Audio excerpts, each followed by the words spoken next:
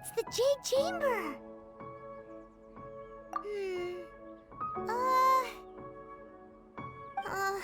This is bad. Paimon's supposed to be your guide, but Paimon doesn't know where the way up to the Jade Chamber is. Well, since we want to go to the Jade Chamber, heading to its location on the map is the sensible thing to do. Let's look around. There has to be a way up there nearby.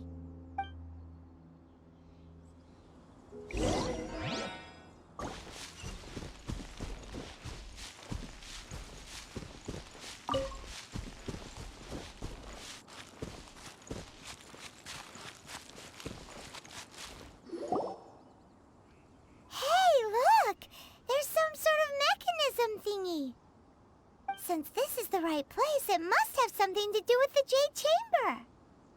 Yes, this must be the way.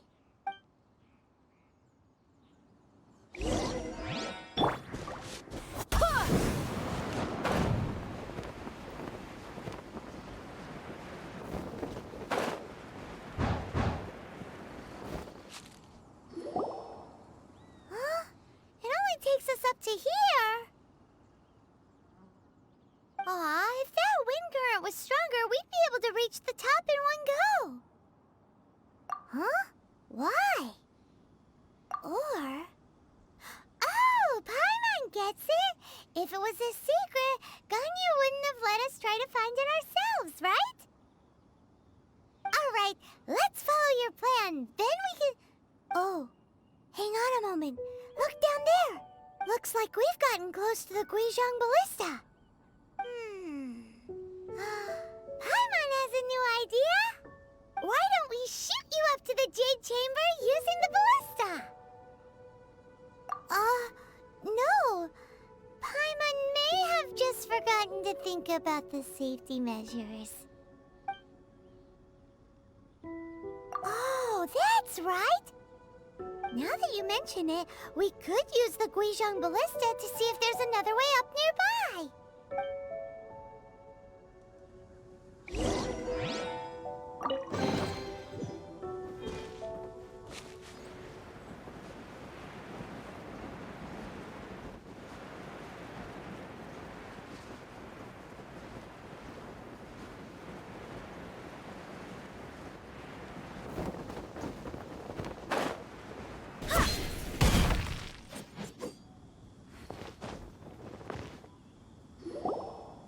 Halt! Who trespasses on these hallowed grounds?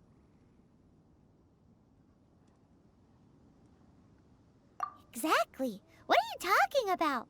We're invited guests. What makes you think you can treat us like this? No. Wait. Maybe this was Ningguang's plan all along. She pretended to invite us to the Jade Chamber, but set up a millilith ambush here to arrest us. Now Paimon's mad! You! Over there! This is a trick, isn't it? How shameless! What? We're just on guard duty. What do you mean, shameless? What nonsense! Seize these suspicious intruders at once! Well, here they come! Line them up and knock them down!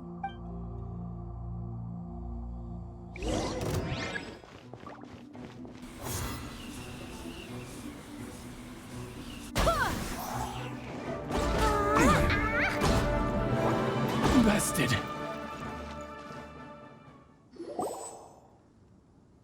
Stop! What's all this about? Lady Keqing, these two strange people suddenly appeared. They seem to have designs on the Guizhong Ballista. Who are you calling strange?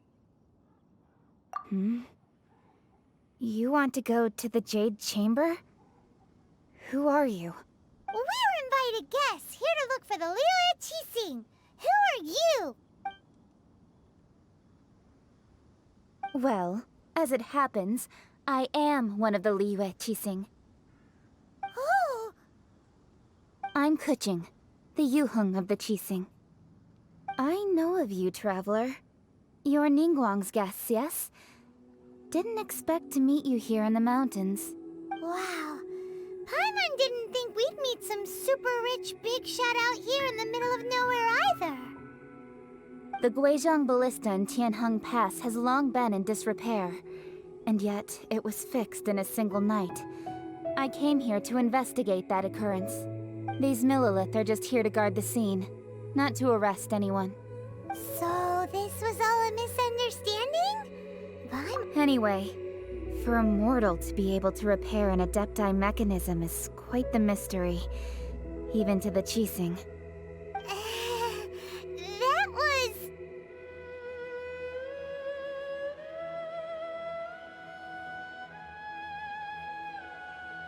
Eh?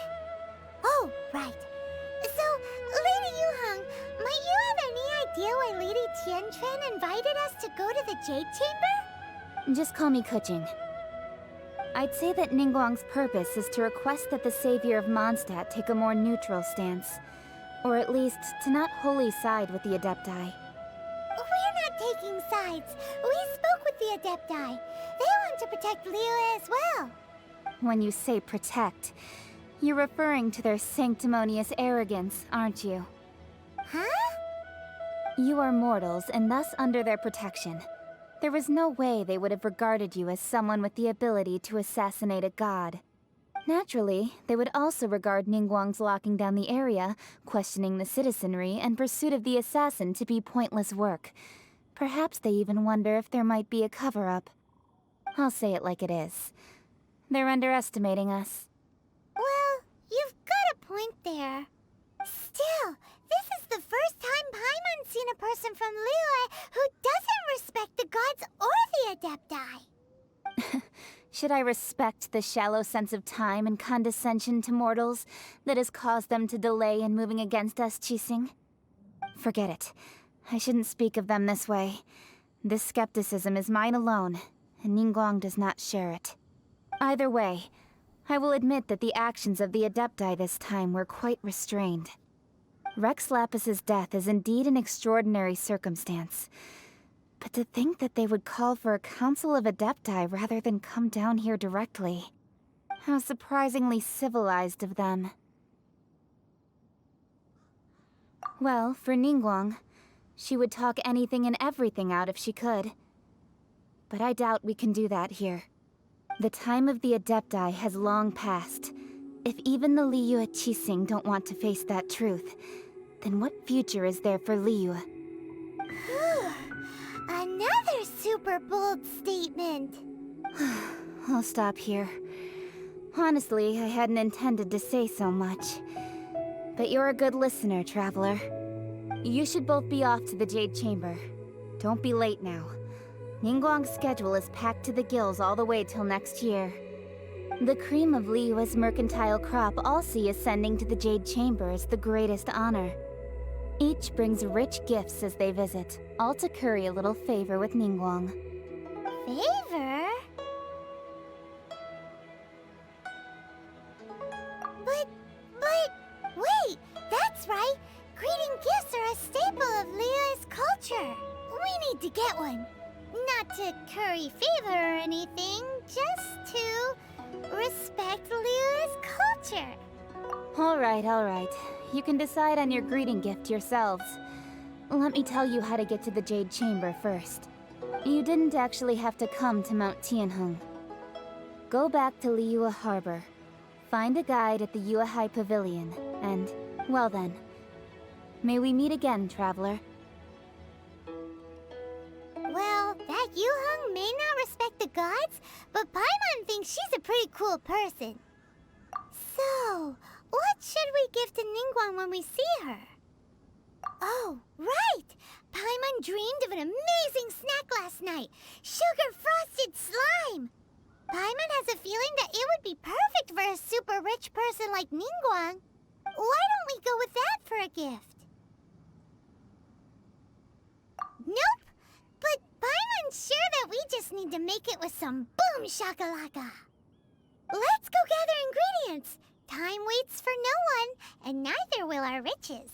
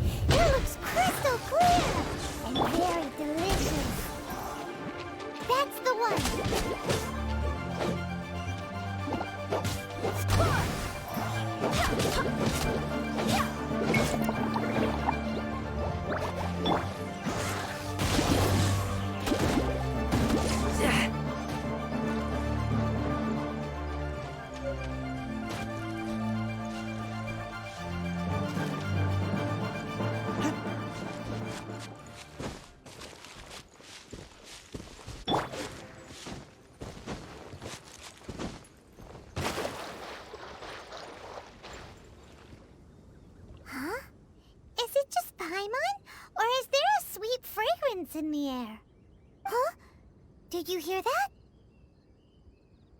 It seems like it came from those ruins over there. Uh-oh. It looks like the treasure hoarders have locked someone inside.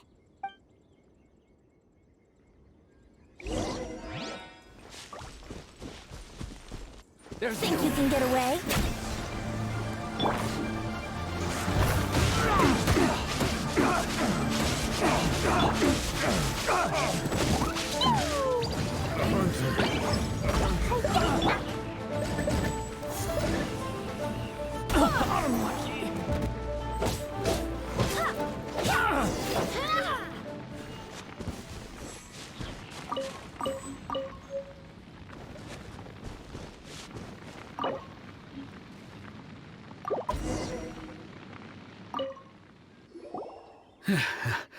Thank you for your help, kind travelers. If you hadn't come to my aid, I surely would have rotted in this cell. Those Aw, it was nothing. No need to thank us all at once or anything. I understand. Don't worry. I will compensate you both. Don't say that. I only escaped this predicament because of you. I'm Meng Dan, a supplier for Mingxing jewelry in Liyue Harbor.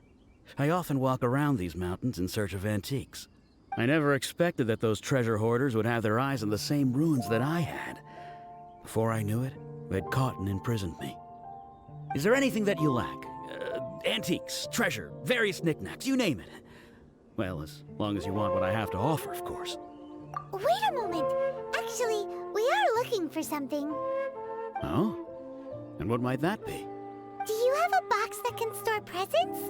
We'd like a pretty one. The kind that you can use to store snacks. Of course we do.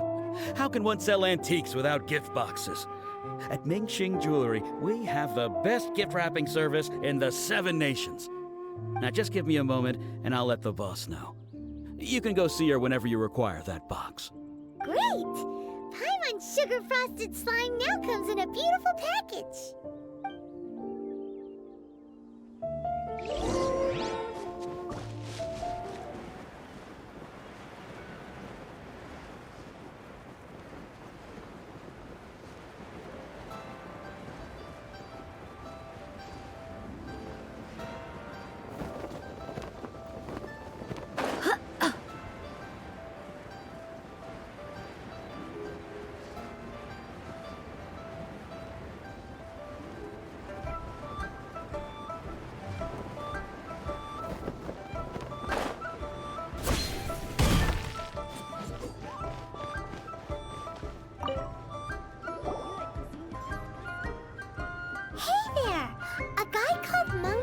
Told us that we could get a nice and shiny box from your store. Uncle Meng already told me about it. Thank you both for saving him. Many of the best goods in our store were found by Uncle Meng. If anything were to happen to him, it would be impossible for us to continue doing business. Here, this container is itself an antique, with at least 140 years of history. It's already been cleaned. Will it do? Yep. It's great! Hang on a moment. Could we borrow one other thing? Sure. Please help yourselves. As long as it's on our shelves. Traveler, this clay pot looks really awesome. If we use an antique as our mixing bowl, we should be able to make a great snack. It's done! The one and only sugar-frosted slime! Carefully now. Into the box it goes and dust it over with a bit more powdered sugar. Oh, yes. You might want to use these 2 freshly picked flowers as decorations, too. Woohoo! It looks beautiful! Great! Now that we've put all that we've got into this box, let's go to the Jade Chamber to see Ningguang.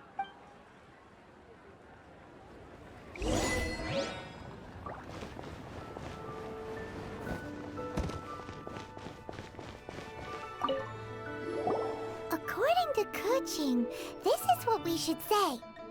Excuse me, do you sell the moon here? Yes. How many would you like?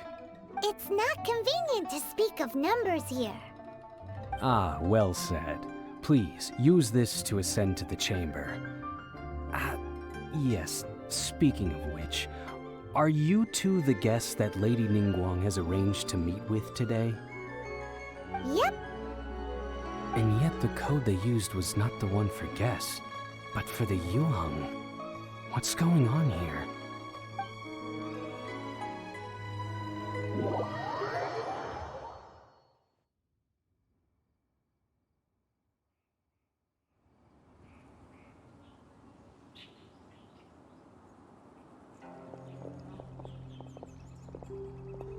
I've been waiting for you, returnee from Joyun Karst. It's Ningguang! Since this is our first meeting, we've prepared a gift. I hope you like it. Oh, for me. You have my thanks.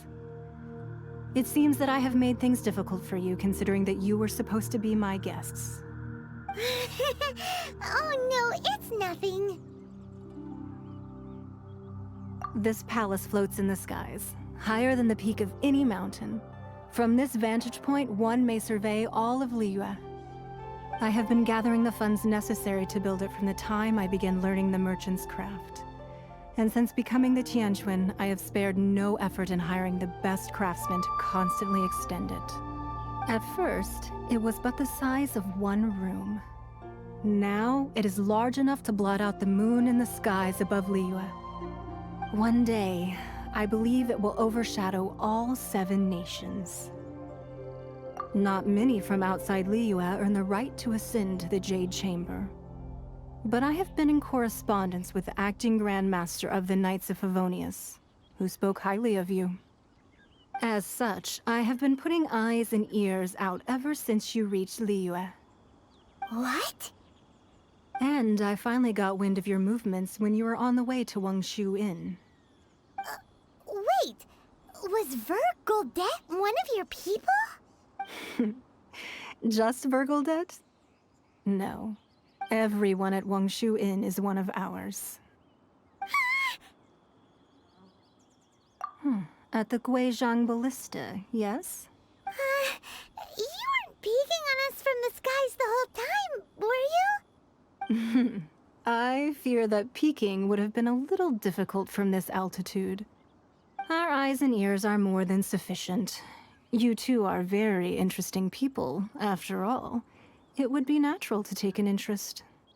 Well, I wouldn't expect you to trust us, considering that you have had far more interactions with the Adepti. The reason I invited you here was to clear up some misunderstandings.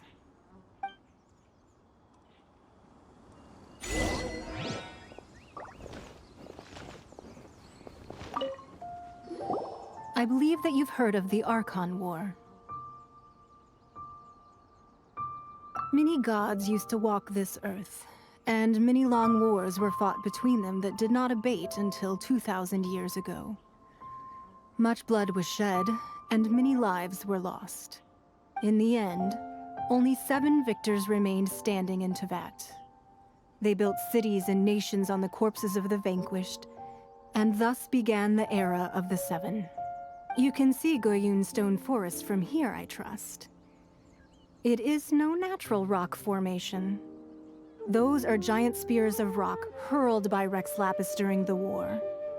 Beneath the spears lie those cast down by Rex Lapis in those days, gods that failed to seize the title of Archon. Not only is it true that gods may die, but so too has the membership of the 7 changed over the last 2 millennia. Rex Lapis's passing is an unimaginable disaster for Liyue, but the Order of the 7 will not collapse simply because of that. Another Lord of Geo will arise sooner or later. Yet, how are we to forget Rex Lapis? When that time comes, the relationship between the people of Liyue and the gods and Adepti will surely be different from before. Even in a new era, the Liyue Qixing remain Rex Lapis's former subjects. Do you really think us capable of having played a part in his demise? Of lacking the foresight to see the certain repercussions? That day at Yujing Terrace, it was also very sudden. Even I was caught completely off guard. You were there, you no doubt saw. But our enemy has long lain hidden within the harbor.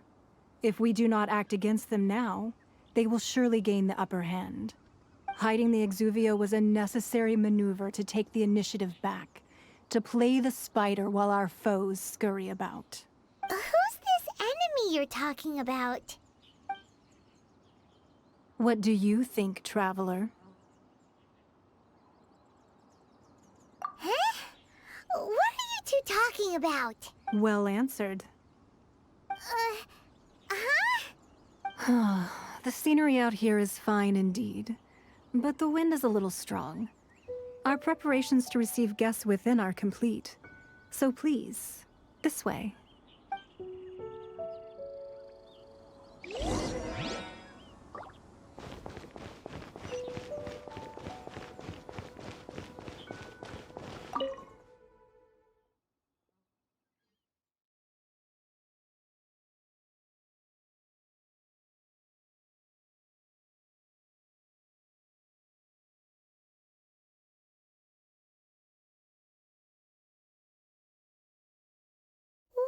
Wowee!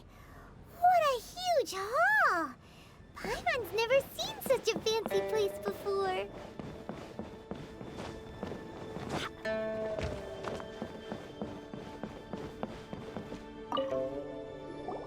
Be at ease, you two. Make yourselves at home if you wish. Can we really? I have invited you two here as friends. And when friends come over to play, our enjoyment comes first. Naturally. Ooh! Isn't this that legendary wall? Why, you've kept your ear to the ground, I see. That's because even the storytellers are talking about it. Everyone's after a piece of paper from that wall. It's super famous. That's because that wall records Leo's secrets. Merchants have always been attracted to secrets. But the secrets of the mercantile world are of no interest to you, are they, Traveler? You're rather special, really, and I think you're quite aware of that. If possible, I'd like to have your trust. But if you were to choose the more trustworthy person between myself and Kuching...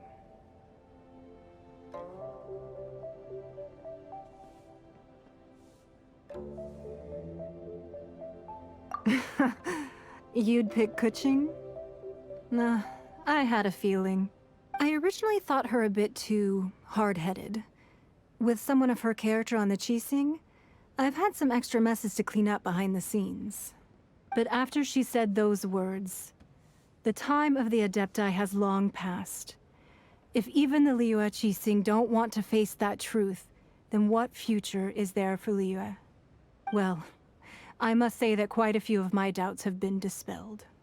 I won't deny that Rex Lapis's passing seems advantageous to us. But, for Liyue's sake, we cannot allow ourselves to be shackled by rumors of our usurpation of power. Indeed.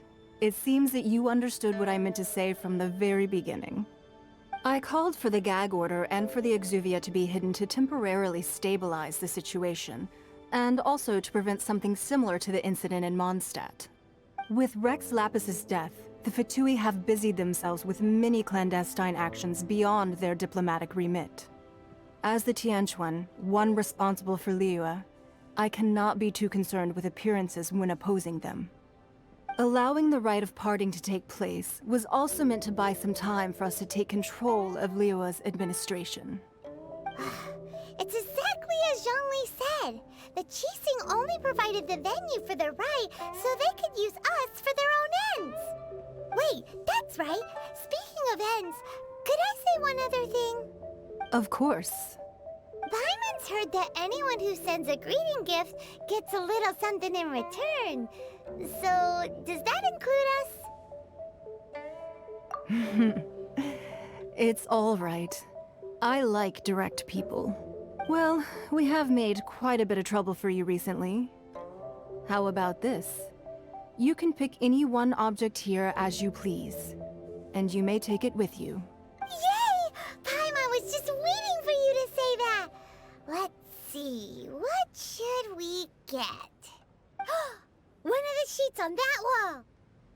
look at Paimon like that. One of these sheets of paper will sell for crazy prices, even if it's only as large as Paimon's fingernail. Just imagine how much more a whole untorn sheet would sell for. Let's grab one, the biggest one.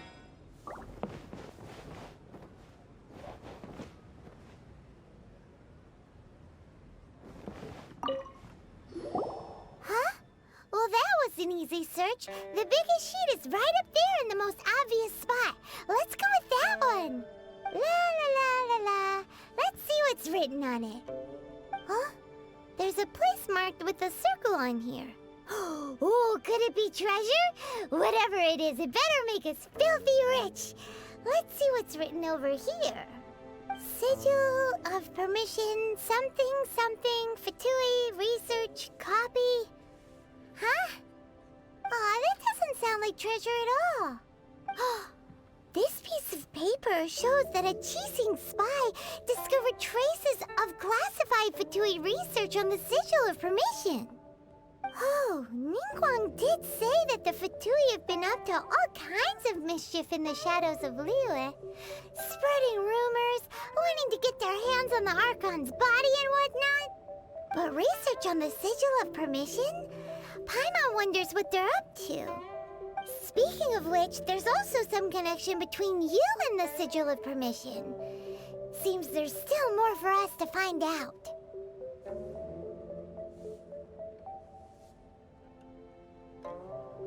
Oh, you really think so? Well, should we not go then? Oh, so you're saying that it's precisely because we can't completely trust Ningguang that we should confirm the truth of what she says for ourselves. That's way out of Paimon's league. Paimon thinks she's been nothing but good to us. Anyway, we'll see if you're onto something. Before we look for Zhongli at Dihua Marsh, let's go to the place marked out on these papers and see if the Fatui really are up to no good there.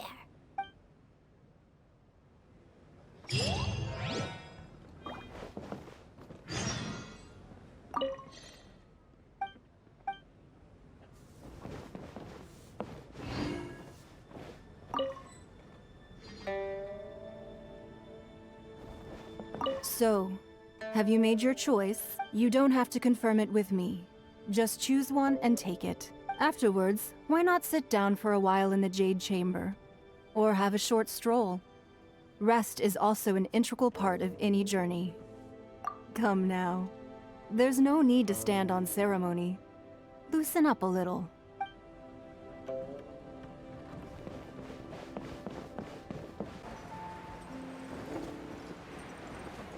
There really were Fatui at the location written down on this piece of paper. And they look really mad at us, too.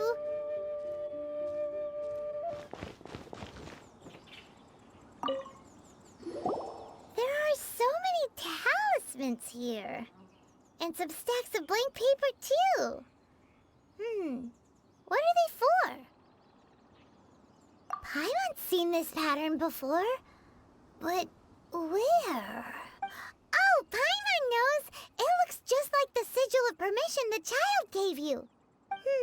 But how did a relic of the Adepti end up in the hands of someone like Child? Suspicious. Oh, that's right. Cloud Retainer said that when the Lord of Geo created the Sigil of Permission, it wasn't to be used as some old relic. Talismans like that were once used in the Archon War to channel divine powers. Maybe the Fatui are copying the Sigil of Permission in hopes of achieving a similar effect. Being able to channel divine power in battle? Whew, that sounds pretty dangerous. And the plot thickens. We'll need to keep an eye on Child, that's for sure. Alright, that's enough sticking around here. We gotta go meet up with Zhongli soon. The last stop on our rite of parting preparations tour is Dihua Marsh. Let's go! Paimon hates being late.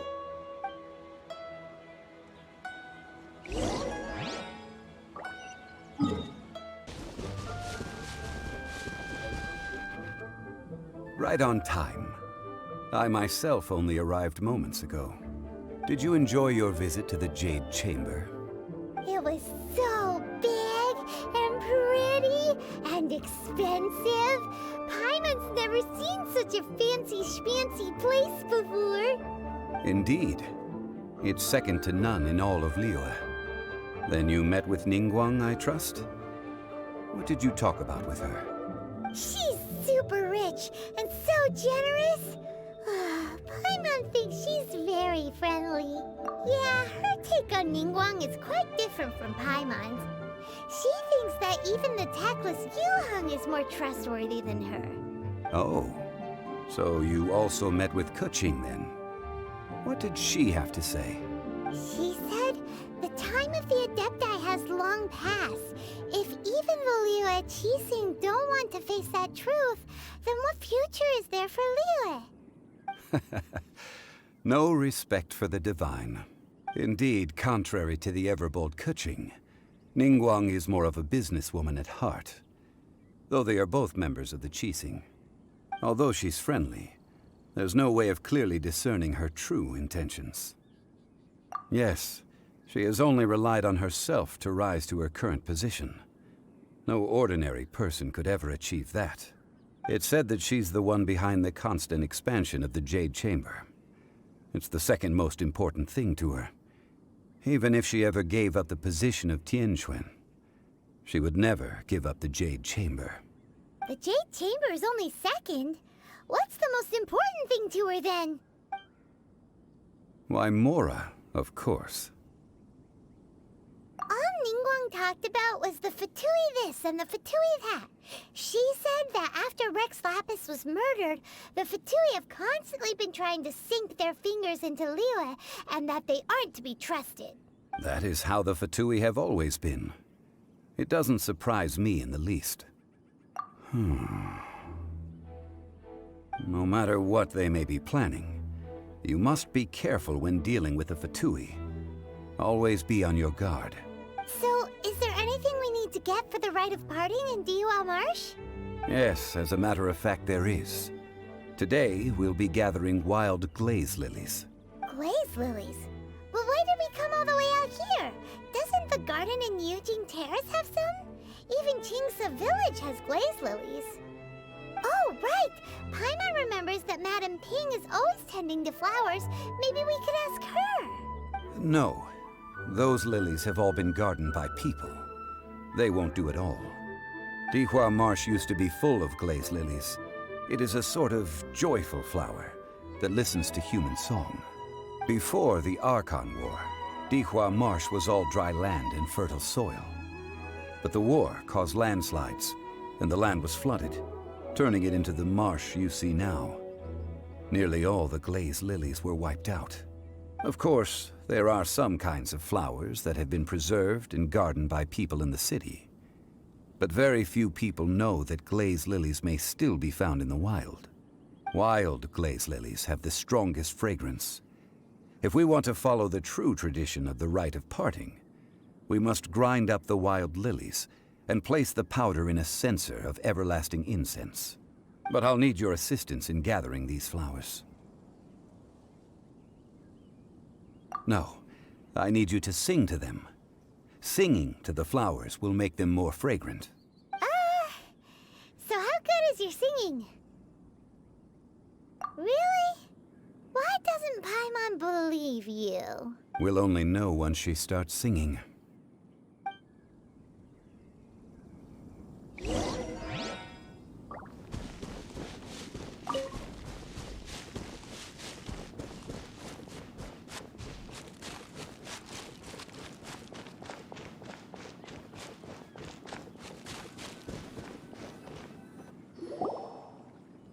It's time to sing, whenever you're ready.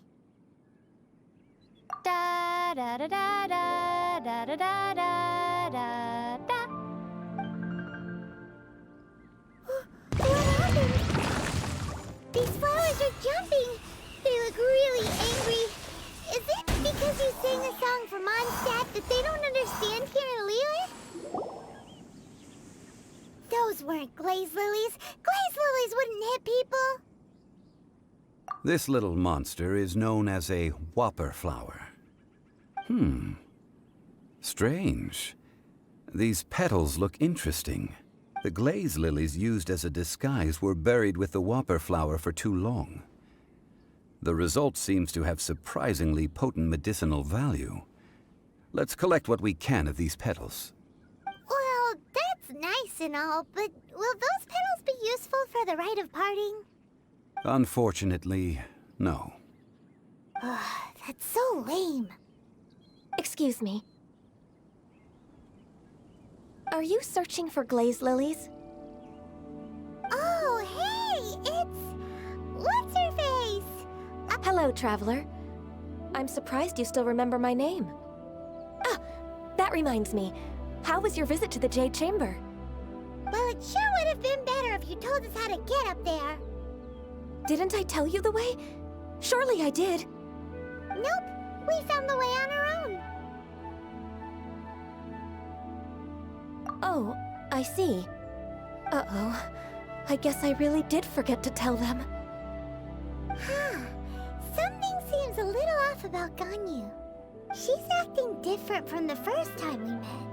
Where's her serious attitude now? Ah, well, I met you at that time as an emissary of the Tianquan. But now, I am simply out on a stroll to see the flowers. You came all the way out here to see the flowers? Why not just enjoy the gardens of the city? Yujing Terrace is where Rex Lapis parted from this world. If I strolled through those lonely gardens now, I wouldn't be able to bear it. Whenever my duties take me near Yujing Terrace these days, I draw the windows to block my view of the gardens.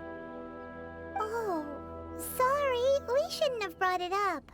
No, it's quite all right. I just haven't processed my emotions yet. When the Archon War came to its end 2,000 years ago, the first iteration of the Seven would gather in Liyue and drink with Rex Lapis. But 5 of those original 7 had already passed before Rex Lapis. It's truly a changing of the guard. Yes, now that the spirit of Rex Lapis has returned to the heavens, only Barbados of Mondstadt remains of the first 7. The other 5, including Inazuma's Raiden Shogun, are no longer the same friends from 2,000 years ago. Of the current 7 Archons, the youngest is Sumeru's god of Dendro. He is merely 500 years old, whereas Rex Lapis was more than 6,000 years old at the time of his passing. This means that Liyue had been under Rex Lapis's rule from the moment it was first founded 3,700 years ago. The city has never had to bid farewell to its deity. So what do you think of this farewell? Huh? This is a little sudden. As a mortal, I've never dared to imagine a Liyue without Rex Lapis. But as an Adeptus, I think I will eventually come to grips with reality. Since Rex Lapis has passed, the time of Liyue's contract with the gods and Adepti has now reached its end. Huh? Did you just say, as an Adeptus? Yes, I am a mix of human and Qilin. Adeptus blood flows through my veins. I fought for Rex Lapis and the city of Liyue during the Archon War.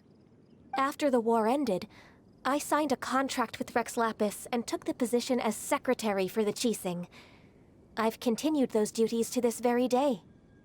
Well, let's save that conversation for another day. You say that you are here looking for glaze lilies? I also know where wild glaze lilies can be found. See, I've just picked one myself. Here, you may have it if you wish. We dare not refuse it. Oh, so did you sing a song before you picked the lily? Indeed, I did. I know this tradition well. In fact, I sang a local Liyue ballad to it. Wow, so you really know your stuff, too. Thanks, Ganyu. No, it is you who I should be thanking. If not for this chance meeting, I never thought that I would be able to contribute to the upcoming farewell for our ancient lord. If you would excuse me, I should return to my work now. Good luck. And that just about does it. Our preparations for the rite of parting are mostly finished. Given the ease of picking glaze lilies, I think this was a fitting end to our tasks, in more ways than one. Yeah, Paimon can already imagine him starting a business in Liyue. I've had enough ventures in my life already. Beginning a new undertaking is always difficult at first, and requires no small amount of effort. And once business is at full steam, the stress of it all only wears away at you over time.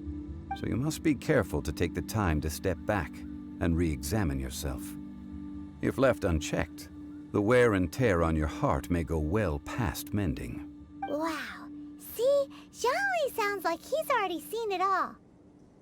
Alright, I think it's about time we head back to Liyue Harbor now.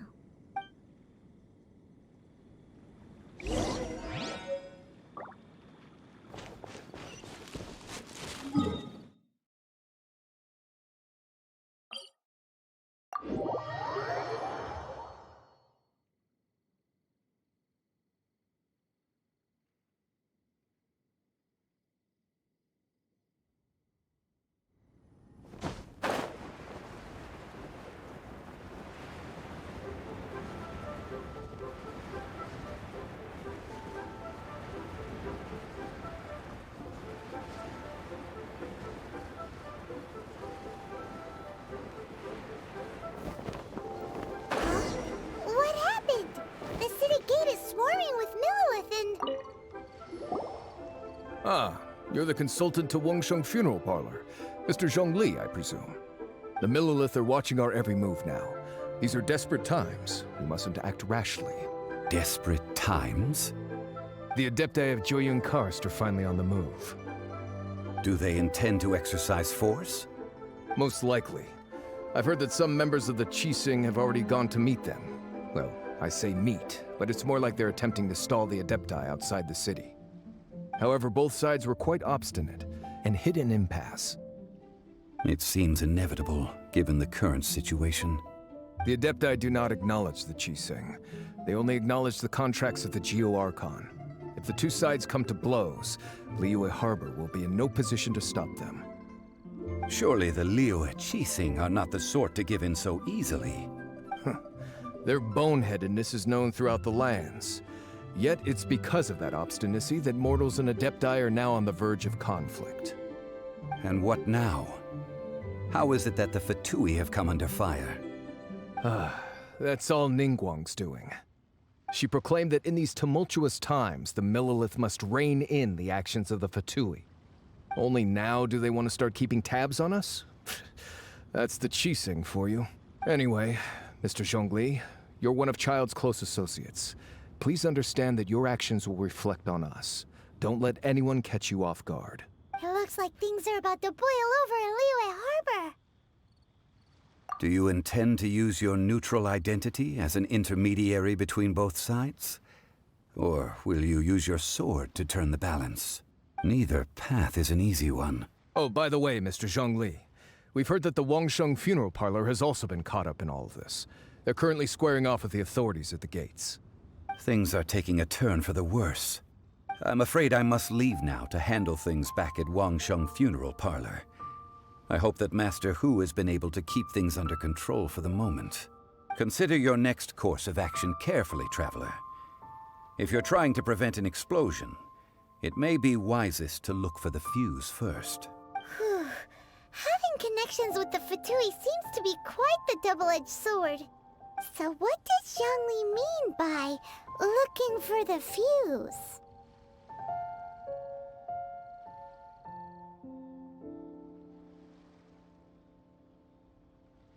Oh, Paimon gets it.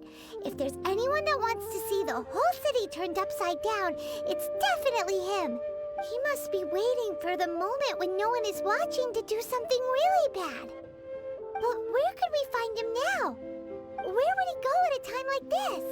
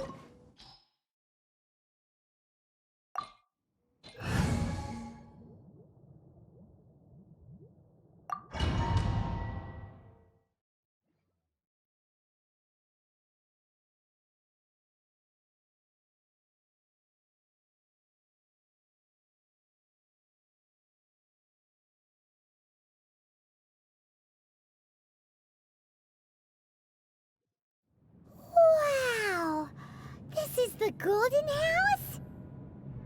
It looked impressive enough from the outside, but who would have guessed that it was even fancier on the inside? And so full of Mora. This is where all of Teyvat's Mora is minted, right? In that case, maybe they won't notice if a few Mora go missing. Oh, so it's a trap! Tricky, tricky. Good thing Paimon's got you here. But even if we can't take any, we can still have a closer look, right? Or better yet, take a nap on top of a mountain of Mora. It's like a dream come true. Oh, right. Back to business. It's quiet. Too quiet. Surely someone's gotta be guarding something as important as the Exuvia. Huh? Look! What happened here? Uh-oh. Paimon smells trouble. Quick! We have to go make sure that the Exuvia is all right.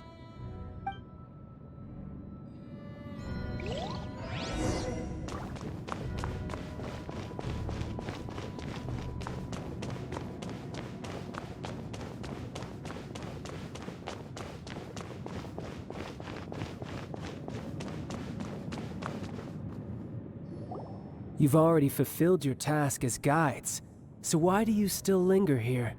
Haven't you already seen enough trouble for today? Huh? Who's there? If you were Fatui, I imagine that you would be entitled to a generous reward from the Tsaritsa herself. But now, you're nothing but dross, and you're in my way. Although I'm deeply grateful to you that I was able to effortlessly find this secret location, don't you think that trying to stop me now would just be wasted effort? Stopping the Mora Mints, hiding away the Exuvia. The Chising are really pulling out all the stops this time. So you've been planning to take the Gnosis from inside the Exuvia all along? As one of the 11 Fatui Harbingers, it's my duty to see the will of the Tsaritsa fulfilled. She will get that which she desires.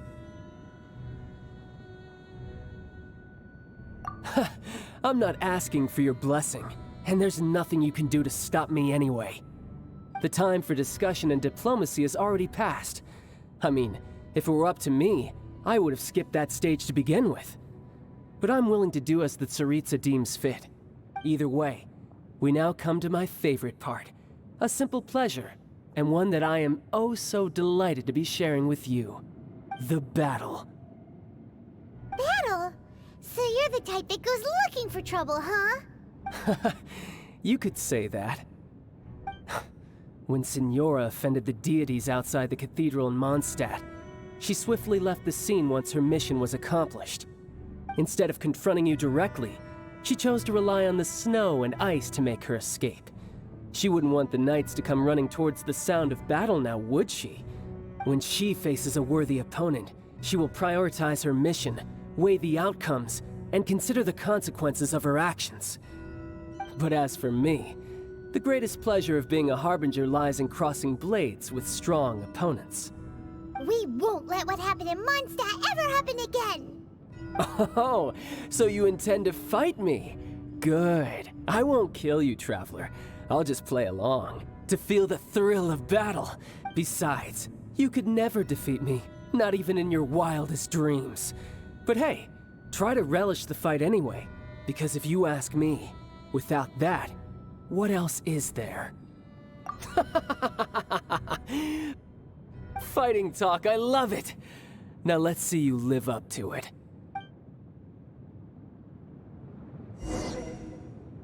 This chance is hard to come by, so show me all you've got. So very few ever get the chance to square off with the Fatui Harbinger. So come now, amuse me, and don't you dare disappoint.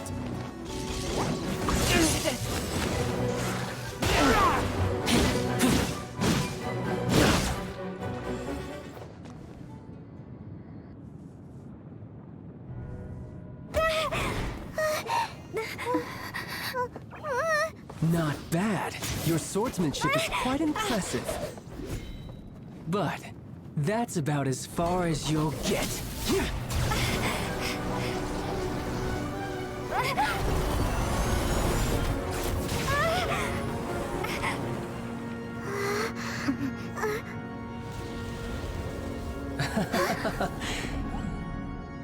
Didn't think you had that card hidden up your sleeve. You were just playing us to get close to the Exuvia! Oh, quiet down. Stop acting like some wide-eyed recruit. You've seen this world. You of all people should know. This should have been expected! Well then, I'll be taking Morax's Gnosis now! Huh? I see. Well, this is most unexpected. You beat me to it, didn't you?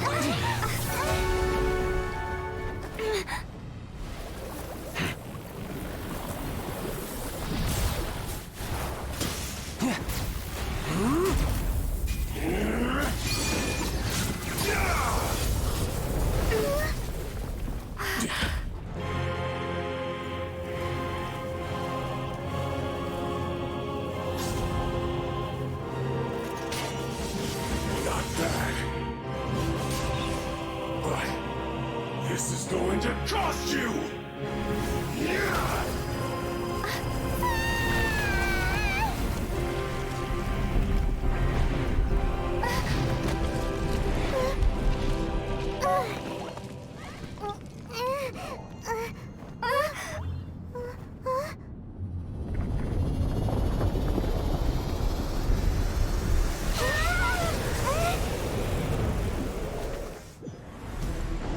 You got to the Gnosis ahead of me, didn't you? Here we go! Did you simply move faster? Or did you leak the information regarding the Golden House to me on purpose? No matter. Hand the Gnosis over, now! Don't make me take it from you! We didn't take it!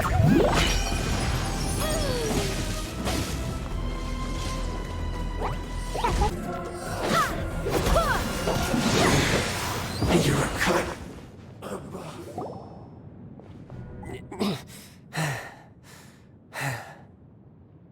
Look!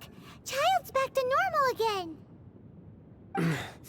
Well then, time to cool off. It seems the burden of the foul legacy transformation was too great for my body. I lacked the opportunity to think this through. And now that I consider the matter more carefully, you never had any chance of beating me to the Gnosis. You had no connection to the Gnosis, no matter where it had been taken. That's what we've been trying to tell you! We didn't take it! Your show of ability today far surpasses that of Signora's initial assessment of you in Mondstadt. Tell me, how could that be? You already know the answer, don't you? I can see it in your eyes. But if that is a secret you wish to keep, I guess I'll just have to curb my curiosity. This battle has already left me satisfied. Anyone who strives as I do to grow stronger shall be called a friend, even if our friendship can only be shown in battle against one another. Pretty sure that's not the normal way to make friends. Unfortunately, I must bring this amiable conversation to an end. My quest still beckons. Given that the Gnosis wasn't taken by anyone, then we must look once again to the beginning. Perhaps it was never in the Exuvia to begin with. In fact, it might be that the Exuvia was just a diversion of sorts. What? So you mean that... Yes, it appears so. Interesting to say the least. It seems that the guardian deity of the capital of commerce is also well versed in little maneuvers beyond the boundaries of contracts. As such, we must now look to our backup plan. Backup plan? I had hoped it would never come to this. I absolutely detest working with those who are weaker than I. The truth is, the world belongs to those of us who desire to become strong. I seldom willingly mingle with any dull and boring weaklings who think otherwise. Unfortunately, we cannot be picky about our methods as Fatui Harbingers. Children must all learn to eat their vegetables sometime. So what are you planning to do? I will awaken the god that lies dormant beneath Guyon's stone forest. A god? Osial, overlord of the Vortex, who was defeated by Morax, the Geo-Archon in the Archon War, and who has remained pinned beneath the waves by the Geo-Archon's stone spears ever since. If such an ancient god were to be unleashed upon Liyue Harbor, defenseless without the protection of its deity, do you think the cunning Rex Lapis would just stand aloof and watch the ensuing destruction? But the Archon War ended 2,000 years ago. How could an ancient god appear in a world now overseen by the Seven? Simple. I've already prepared the means to awaken it. Hey, those are sigils of permission! Oh, Paimon remembers now. The Fatui have been researching them.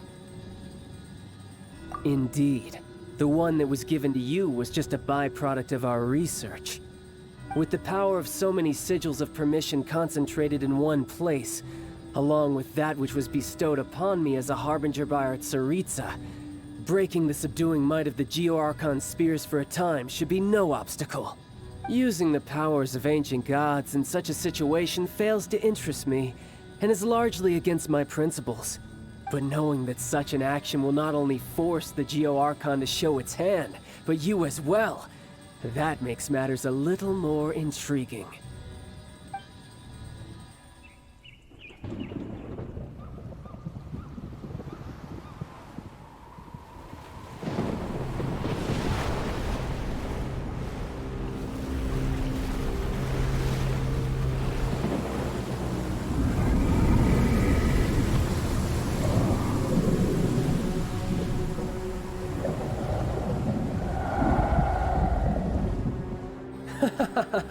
Let's see.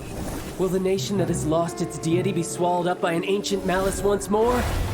If you wish to drown together with the people of Liyue, you're free to stay and enjoy the show.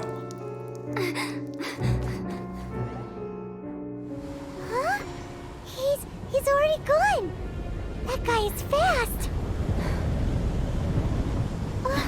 What's going on?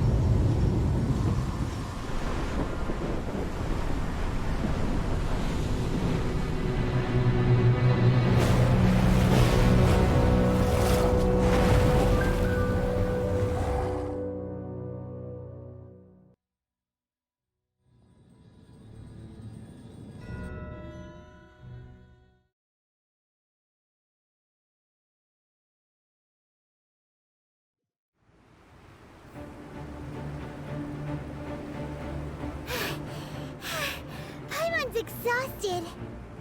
If we hadn't happened to see the Jade Chamber flying over just as we came out of the Golden House, we really wouldn't have known which way to go. Did we make it in time? Is the Overlord of the Vortex still in the sea? It hasn't destroyed Liyue yet, has it? What are you doing here? Huh? Hold on. It's the Adepti. What are you doing on the Jade Chamber? Paimon thought you were arguing with the Qixing. Is the fighting over? Faced with a calamity of such magnitude, we have agreed to put our differences aside for now and unite against this common enemy. Oh, Paimon gets it. So how do you plan to defend Liyue? Just seeing this Overlord of the Vortex guy puts a pit in Paimon's tummy, even from all the way out here. It's not just you. We've got new Millelith recruits who can't even stand at attention without shaking. The force of an ancient god's presence seems to be too much for ordinary people to handle.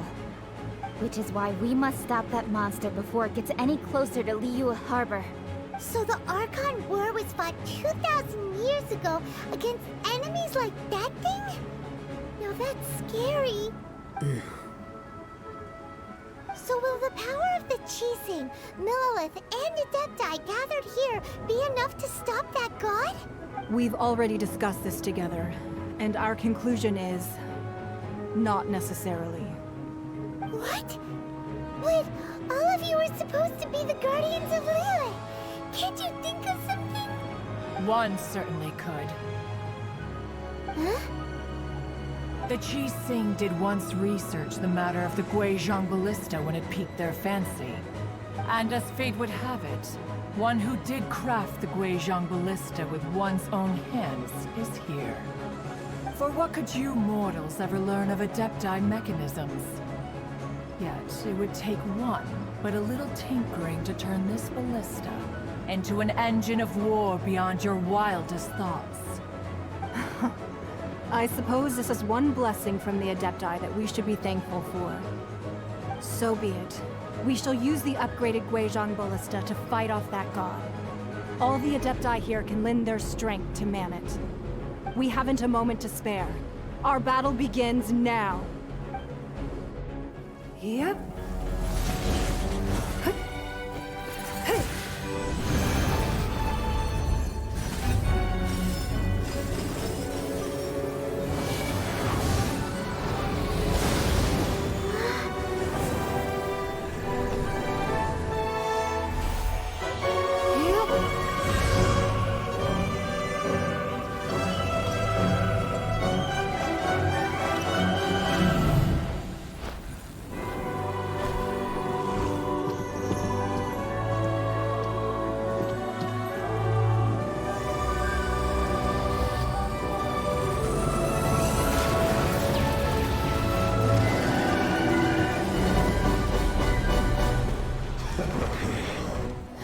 The Fatui! They're attacking the Guizhong Ballista!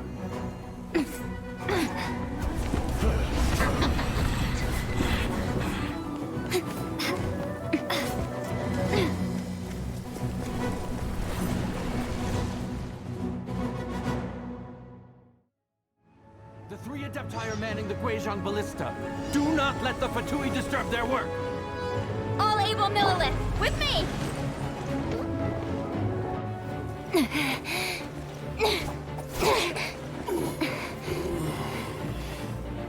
The interlopers are no more. Now we may commit ourselves fully.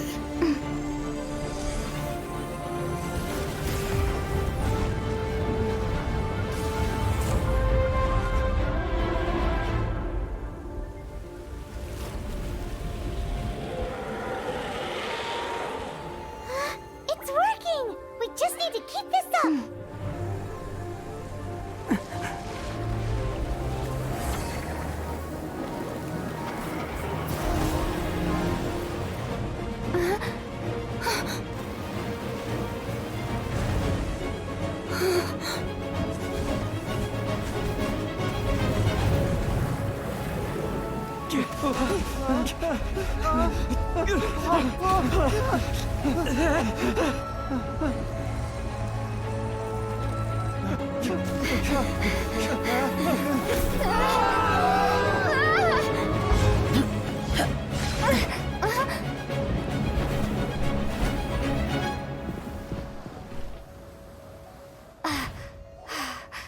Be careful now.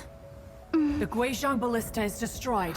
Without its covering fire, retaliation shall be difficult. But the Jade Chamber is our last line of defense. We can't give another inch, no matter what. I have another idea. What do you mean, Lady Ningguang? I'll sacrifice the Jade Chamber. What is the meaning of this?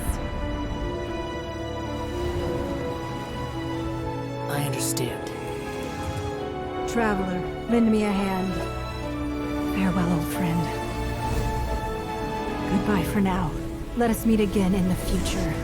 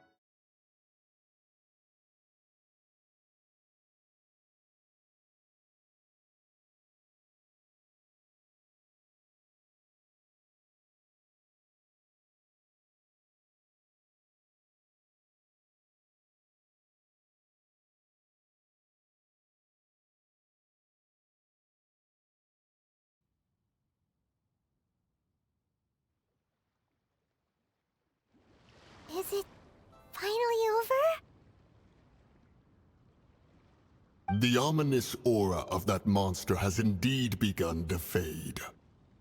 The effects of the Sigil of Permission last but a short time. It will be some time before the Overlord of the Vortex can make any waves again.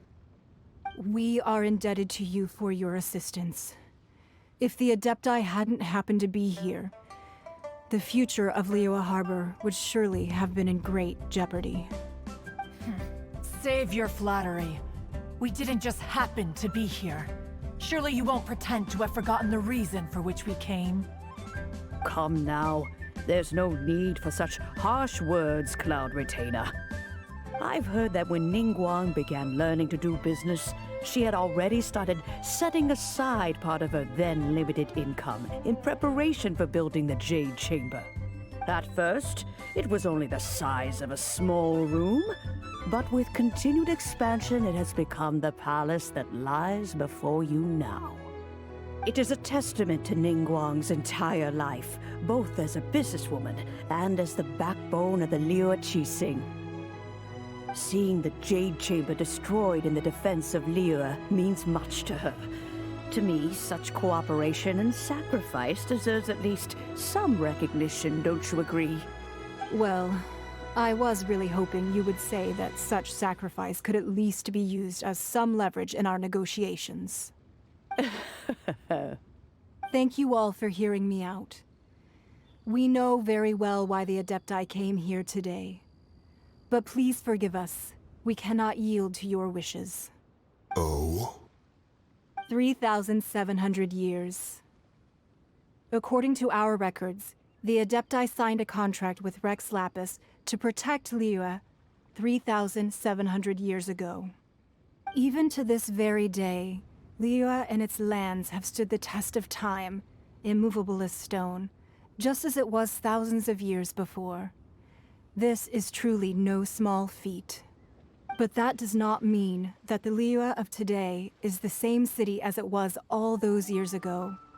Do not merely cast your protective gaze upon the land. Instead, focus your sights on our city and each of the citizens that dwell within it. Are you questioning our means of protecting Liyue? I mean no offense.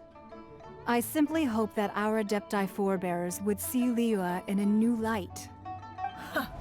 Forebears, you say? One doubts you would be fit to be part of such a lineage.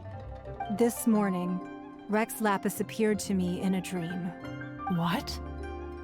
In the dream, I yearned to tell him that we Qixing, though mortal, are equally bound to the contract. Each passing generation of the Qixing leaves many things of value to be inherited by the next generation. I also thought to tell him how the past generations of Qixing had strove under his rule to survive in our mortal world, establishing a network of contracts which has since come to be known as trade. But I dared not speak. I could only gaze at him in silence until the moment I awoke. Oh, Ningguang. Yet another perspective. What are you trying to say, Outlander? Right! That's something that happened in Mondstadt. It's a story about the Four Winds and the people of the Animal Archon. The Animal Archon sought to quell the strife between the two sides, because he believed that such conflict would only scar the hearts of both, and that nothing good would come of it. Each of the 7 nations has its own scars from the past. Though your point is the very height of simplicity. As Adepti, we've become a laughingstock, to be chastised thus by an outlander who has lent us such succor. All right, all right. Didn't Ningguang suggest that we should focus on the city and each of its citizens? I know I already have, so why not see for yourselves? I apologize for appearing in full armor. I am afraid I cannot show the proper courtesies. And who are you? I am Feng Yan, a sergeant of the Millelith. I have come to extend my thanks to the Adepti. I thought this battle would perhaps be my last. But thanks to the aid of the Adepti, our forces were not as badly battered as I feared we might be. Although I am a mere mortal soldier. I promise to hold the line and never betray the grace given to us by the illuminated Adepti this day. Huh?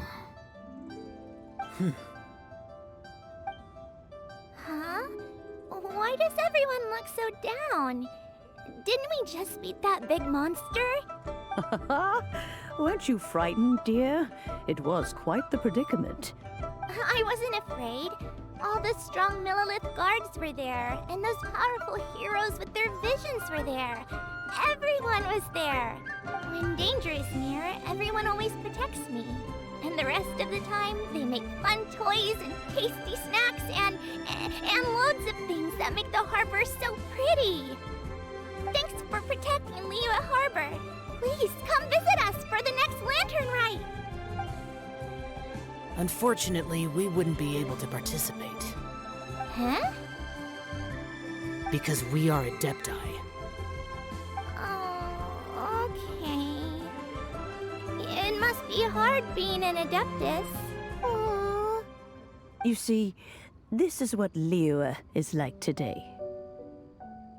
The country of contracts is grateful to the Adepti for their protection. But it is no longer necessary for the city to rely on the Adepti's power to solve every little niggling matter. Although their blood is weak, there is still strength to be found in those we call mortals. The time of contracts between gods and Liyue has long since passed. Now is the time of contracts between Liyue and its people. Seeing the port around us now, it is hard not to feel a bit out of place. Wouldn't you say so, Cloud Retainer? Your line of inquiry is askew. One did not spearhead this expedition to Liyue Harbor. Seems like the Adepti have had a change of heart.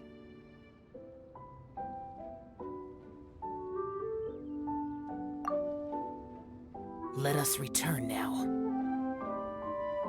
Eager to leave, Conqueror of Demons. Yes, one understands what the Conqueror of Demons means. The city of Liyue has changed much after our long separation. One fears that by the time one finally grasps the new contracts of Liyue, you humans would have once again changed the place beyond recognition. Fair enough. Away we shall, and return whence we came.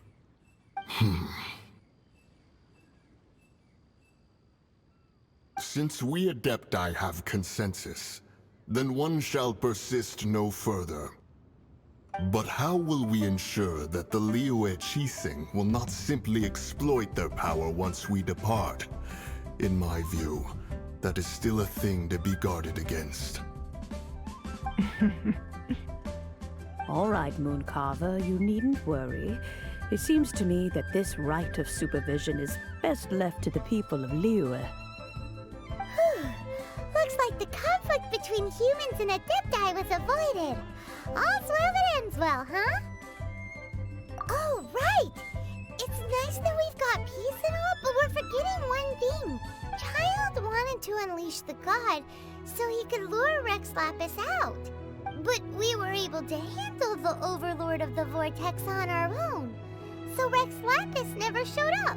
Oh, and speaking of that, don't we still need to get to the bottom of that Archon's death, too?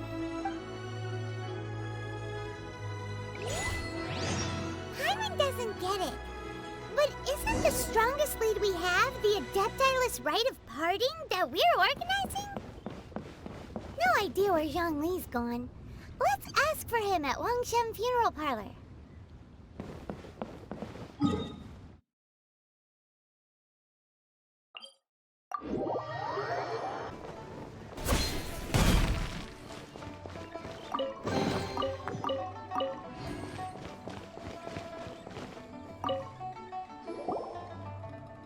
Is there anything I can do for you two? I'm afraid that Wangshen Funeral Parlor isn't in the best state to receive guests. We've come to see Zhongli. Could you please tell him we're here? Unfortunately, Zhongli isn't here at the moment. It seems he went to Northland Bank. Doesn't the Northland Bank belong to the Fatui? Last time we saw Zhongli was before we went to the Golden House. Do you think he doesn't know about the attack on Liyue? visiting the Fatui at a time like this could only mean more trouble. We had better go and make sure that everything is okay.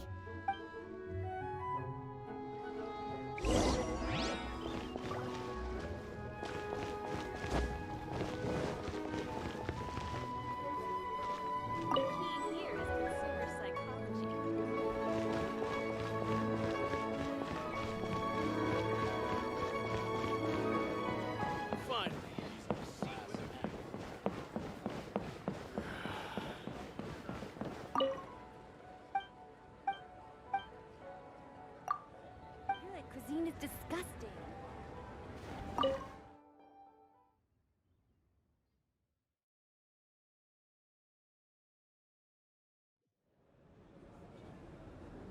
You call this cooperation between Harbingers? Cooperation involves communication, you know. Don't take it to heart, child. Besides, aren't you happy that you got to skip the formalities and bring chaos to the land? I'm sure you must have enjoyed that. Oh, it seems that some of your friends have arrived. Hey, it's Zhongli and Child. And you! You're also one of the Harbingers? It's you two. I believe we've met once before. In the city of Bards, was it? I'm glad you still remember my name. Ah, right. I imagine that it must have been rather hard to forget watching helplessly as something precious was snatched away from your friend. Well, if it isn't you two. This is our first time seeing each other since Liyue was nearly wiped off the map. This is certainly a bit awkward, wouldn't you say? Paimon knew that we should never have trusted a Fatui Harbinger. Oh, now don't say that. Sure, I may have misled you, but I never had anything against you personally.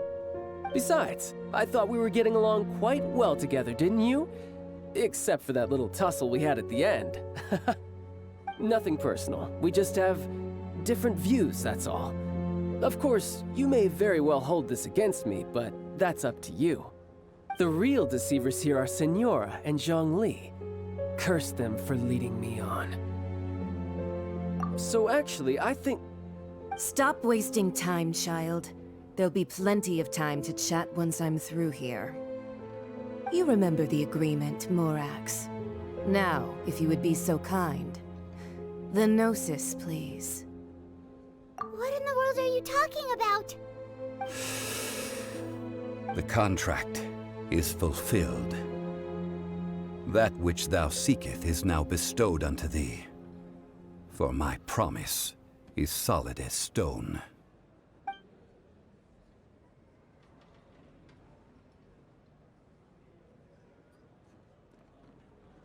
How sanctimonious.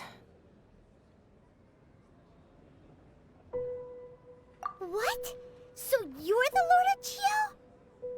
No, wait! That's an exciting twist and all, but why give the Gnosis to the Fatui? I do not give it for free.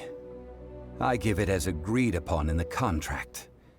For it is a matter solely between the Tsaritsa and I.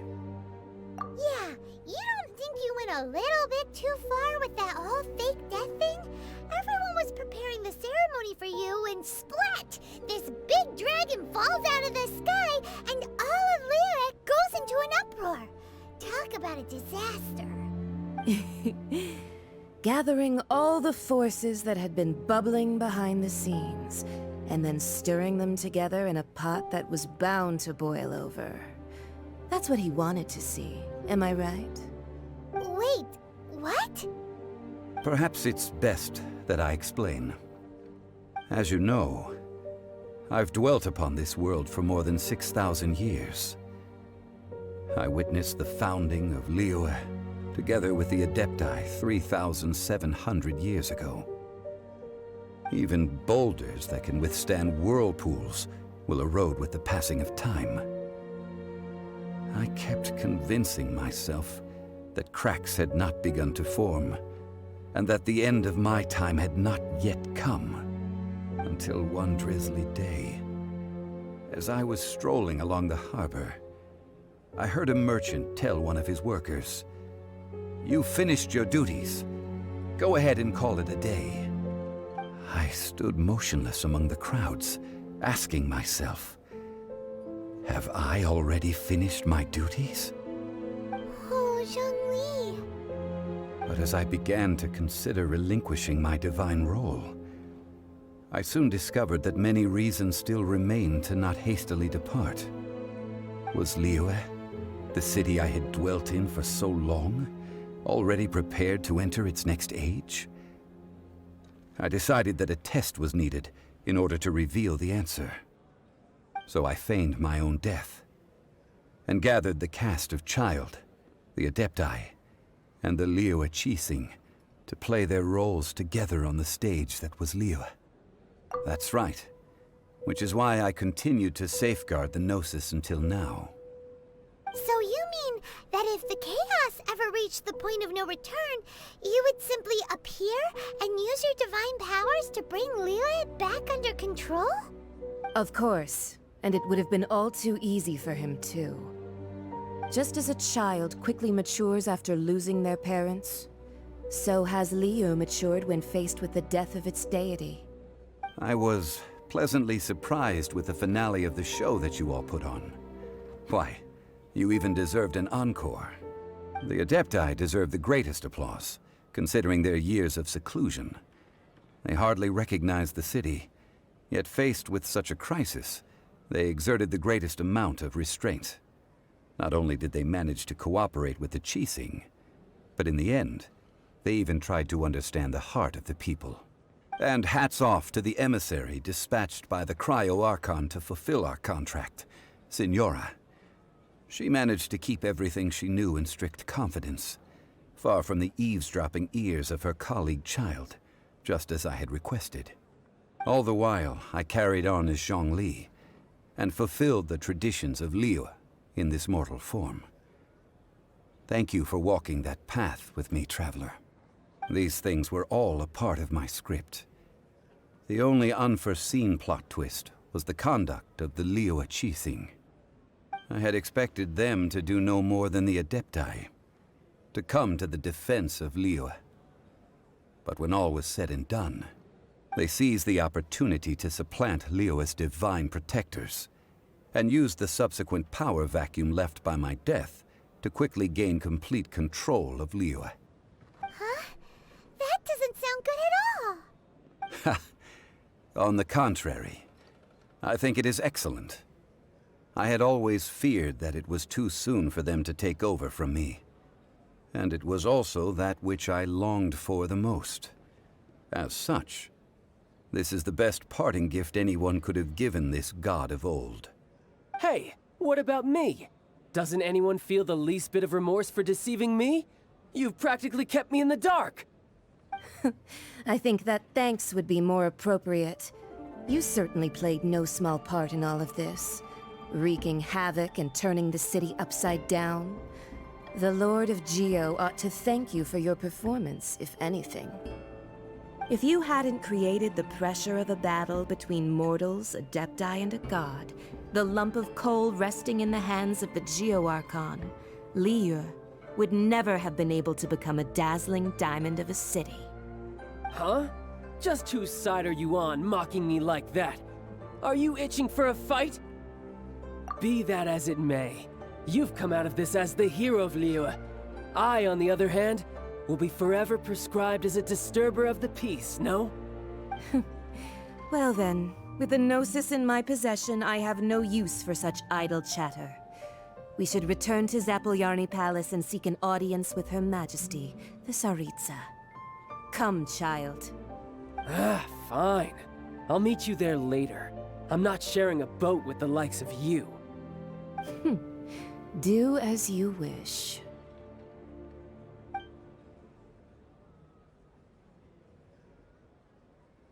Now then, is there anything else you wish to ask me?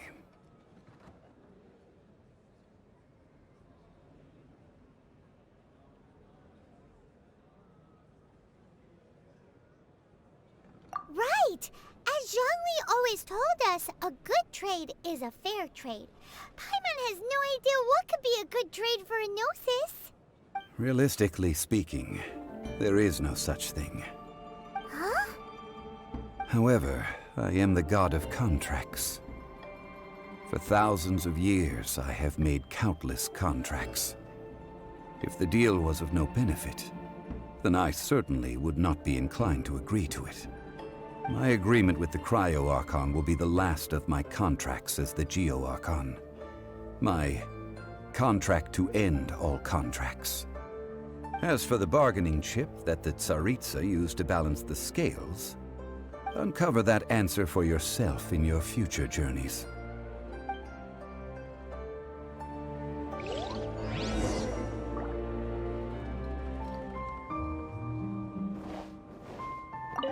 Paimon can't absorb so much information at once. So, Zhongli, what sort of contract did you sign with the Cryo Archon? Paimon's so curious. One of the clauses of our contract was not to divulge any of its contents. Ugh, you're so petty.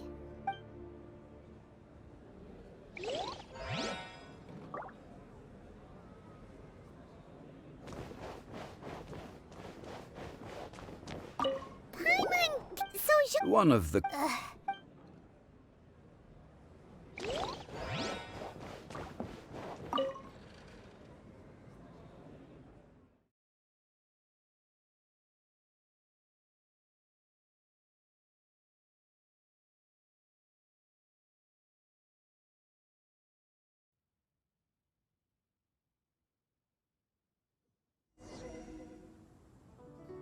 Today's the day of the rite of parting. Although the star of the show is fake, we've spent so much time trying to organize it, it would be a real shame not to go there now.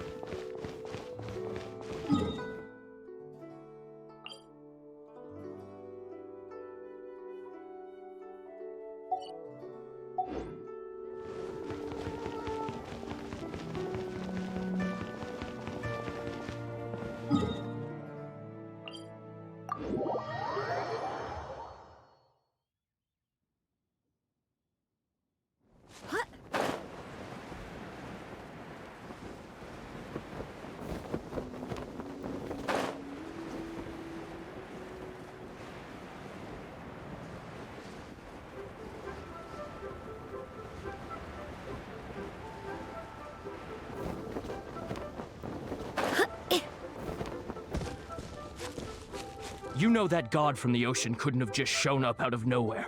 I mean, it's been 2,000 years since Rex Lapis subdued it. Yes, and to think that this happened right on the heels of the incident with Rex Lapis, too. Say, do you think the person who assassinated our lord and released that evil god might have been one and the same? Now that you mention it, that's very possible. Yes, it's very possible indeed. I mean, it all fits together. That person must have colluded with the evil god to harm Rex Lapis. Oh, that wicked, black-hearted scoundrel. Still, what sort of supernatural prowess must this person possess to be able to do such things? I have never heard of such a person in all my years. Ah, forget it. Guessing's no use to us. Look, the Millilith over there looks like he's about to make an announcement. Let's hear what the Ministry of Civil Affairs has to say first.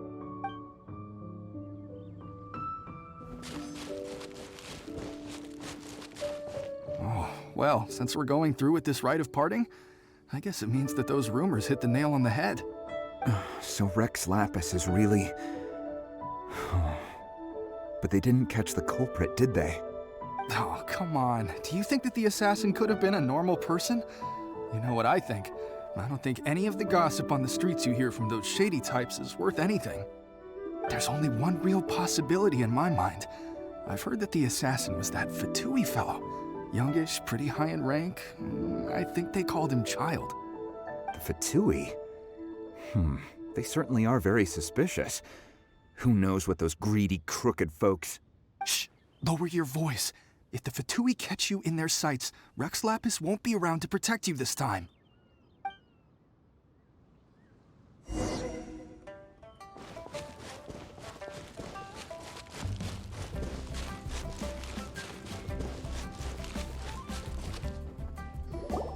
Hear ye all!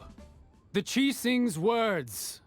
Though a dragon soars ageless as the mountains, it too must return to dust. This is common knowledge. Gods and Adepti live glorious lives, but both light and shadow have their season. So too must they face divinely appointed trials. Rumors and hearsay abound on the streets that Rex Lapis was murdered. Now, let the truth be revealed. Having been thwarted in his trial, Rex Lapis's soul has recouped the celestial heights. He beseeches the people of Liyue to grieve not and to let not their hearts be saddened. Nor are they to believe street-born rumors or indulge in baseless speculation.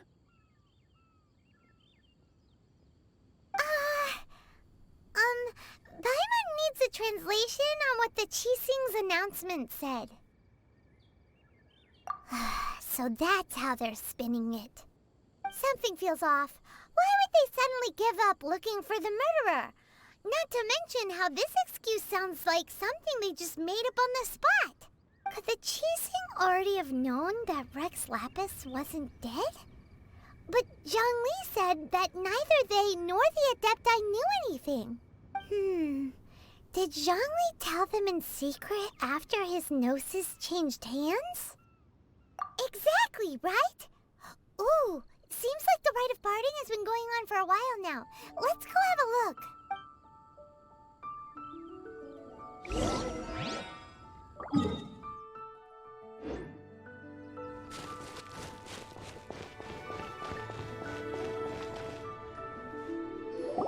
Look, it's Ningguang and Keqing.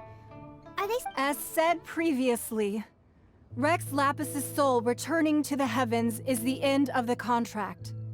And it is also the end of an era.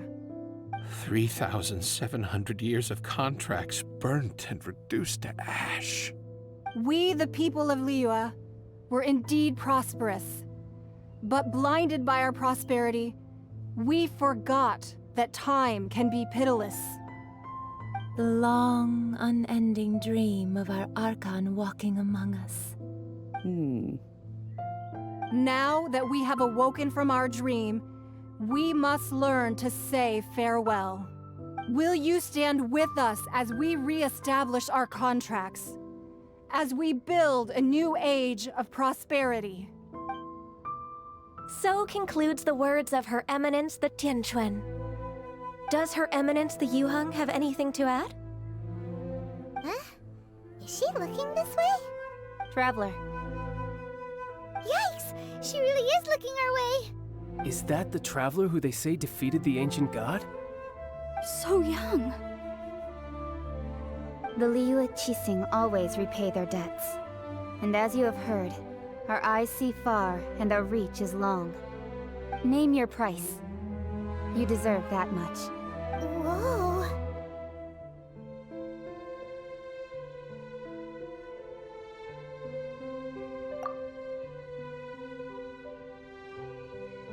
Well, could you help me put up some missing person posters?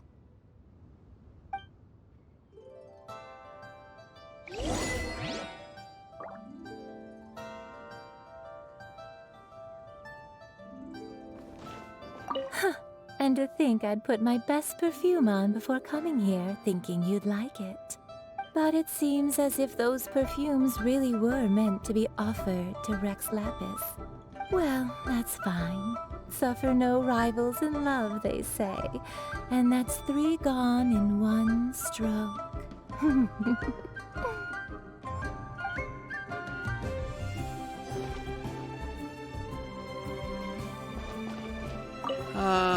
Rex Lapis. Oh, Rex Lapis. Now that I think about it, if everyone's of the same mind as me, perhaps mementos for Rex Lapis might be the best short-term business opportunity.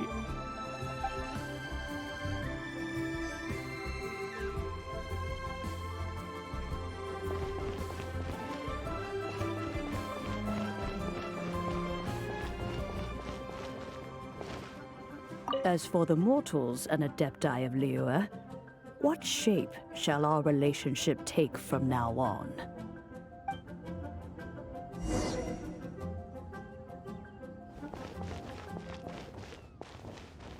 Roping you in was possibly the most masterful move we could have made. I believe that future generations will say so too when our deeds come up for their review.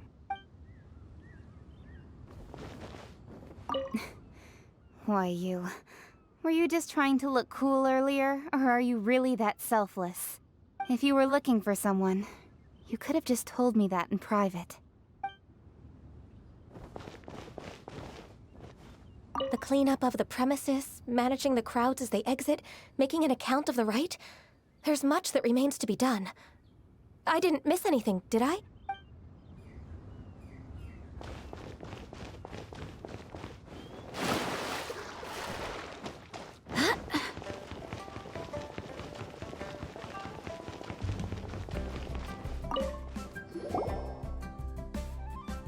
Hey, Zhongli! Look at this. Everyone in Liyue is caught up in their emotions, thinking that they'll never see Rex Lapis again. And here you are looking all relaxed. Why would I not feel more at ease after laying down the burden I have borne for 3,700 years? Right. If the two of you can spare the time, I should treat you to a meal at the Shinya kiosk. Ha! That sounds like big talk, Zhongli. Paimon might have believed you if you were treating us to some third-round knockout, but you'd have to pay out your nose just to stand inside Shinya kiosk. Are you sure you can afford it? You're right. I do like the Mora.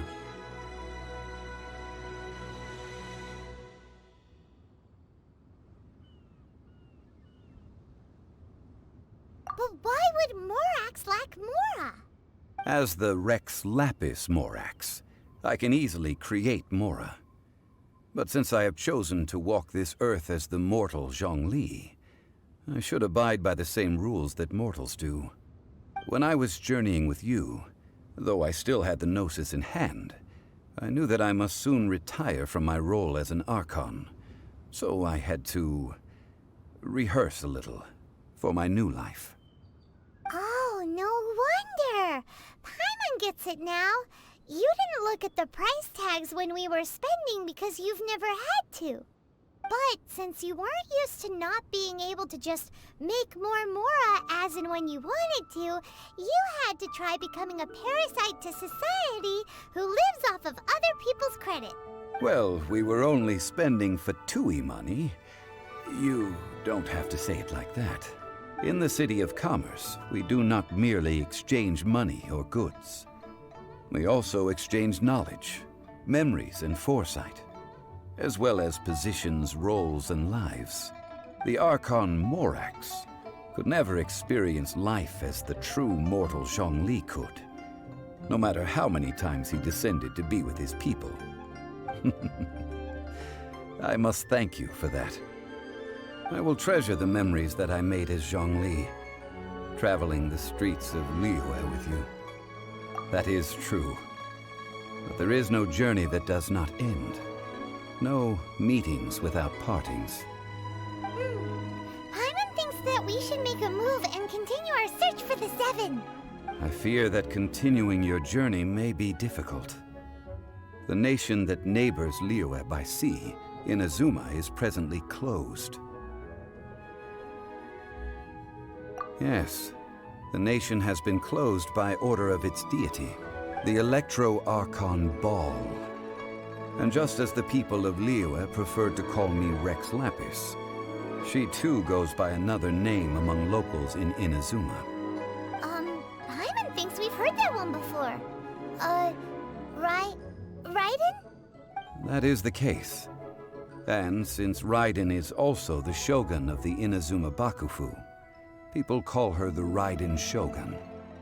That said, though people at the wharf were saying that the situation in Inazuma is very tense, Paimon doesn't remember that always being the case. It wasn't that bad last year.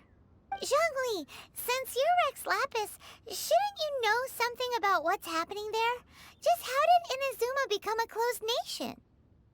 It's because of visions. Visions? When faced with circumstances beyond their control, humans often bemoan their lack of power. But if a person shows true strength of will at a desperate and fateful moment in their life, the gods will look upon them with favor. This is what visions are. Magical foci bestowed upon those who have been acknowledged by the gods. Uh-huh. That's how people in Teyvat see it. But starting from last year, the Raiden Shogun began promulgating the Vision Hunt Decree. Vision Hunt Decree? Yes. It was an order to seize all visions within Inazuma's borders, and to inlay them upon the hands of a statue of the thousand-armed, hundred-eyed god. They want to seize visions. But why? Aren't visions blessings from the gods? I should think that in the Raiden Shogun's eyes, it is precisely because they are divine blessings that they should be under the sole dominion of divinity. Whoa, that's harsh. The Animo Archon is the god of freedom, and the Geo Archon is the god of contracts. For her part, the Raiden Shogun is the god of eternity. It seems as though she has finally decided to eliminate any unstable elements that could pose a threat to her eternal realm. The fact that even I, the oldest of the seven, have now passed away, will only strengthen her resolve to pursue eternity. Knowing her, she must have again quoted that adage she is most fond of when proclaiming that decree to her people. 7 ideals for 7 gods, and of these, eternity is nearest unto heaven. All right then. Was there anything else you wish to know? The time of the Adepti has long passed. If even the Liyue Qixing don't want to face that truth, Keqing is absolutely right in saying this. Now, though I did laud Ningguang's desire for power, believing this to be a good thing, and thought as a matter of course that she must have been behind the Qixing's plan to take governing power over Liyue from the hands of the gods and Adepti. Could the original person who brought up the idea of seizing power have been... All right then. Was there anything else you wish to know? Yeah, about that. Before the Qixing made their announcement, we listened to a lot of people talking on the way. Most of them put the blame for everything on Child. These are indeed false accusations. But it remains undeniably true that Child did send people to the Jade Chamber to prevent the Adepti and the Qixing from defeating the ancient god. I've heard that Ningguang is busy milking that for all it's worth on the foreign relations front at the moment, browbeating the envoys of the Fatui. Ha! Those poor Snezhnayan diplomats. If it were not for Child's exalted position as a harbinger, I'm certain that they would have shifted all the blame to him and called for his dismissal by now. All right then. Was there anything else you wish to know? Ah, that was a good one. Failing a divine trial. How they came up with that excuse, I will never know. That said, the reason why the Qixing were so eager to resolve the incident and stop pursuing the culprit was indeed because they received news in secret that Rex Lapis was not dead. I hinted as much to the Adepti as well. How did I accomplish that, you ask? Have you ever heard of this particularly convenient Adepti art known as gifting dreams and visions? All right then. Was there anything else you wish to know? That's right. Zhongli, now that you don't have your gnosis, what's going to happen to all the Mora in Teyvat? Since Morax is dead, are they all just gonna disappear? Also, isn't the Golden House the only mint in the entire continent? Will it even continue to work? The Mora present now will not vanish. But the Golden House will indeed have to cease operations for a lengthy period of time, since creating Mora requires the use of the Geo-Archon's power. This is terrible! We're all about to run out of Mora! The world is coming to an end! Yes, this is indeed a major issue from a financial standpoint. Well, I suppose we'll just leave such troublesome matters to the Liyue Qixing to debate. Then, did you at least set some private funds aside for yourself? Oh, a private fund. This does seem like a good, logical, common-sense idea. It's a shame. What's a shame? It's a shame that I didn't think of it at the time. All right, then. Was there anything else you wish to know? Well, then. I suppose you'll have to find a way to get inside this closed nation. Have patience. I suspect that some serendipity must first come into play.